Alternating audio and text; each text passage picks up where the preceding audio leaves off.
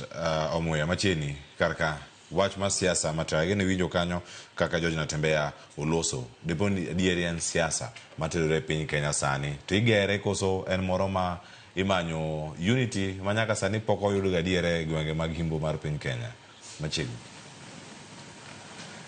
An awacho ni siasa inyalo gerori, siasa inyalo luare.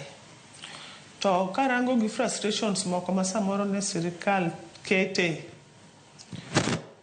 inuango kokete ne ohinga to okalo. To samo kalo ohinga nuendo manyiso ni owin against sirkal. Anana wuon karango taneno ka gima sirkal popularize.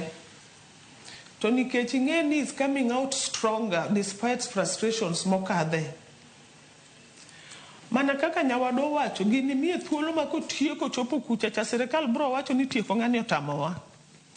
To ka ng'ani tieko otamowa to the best thing en bet kod wuoyo kode.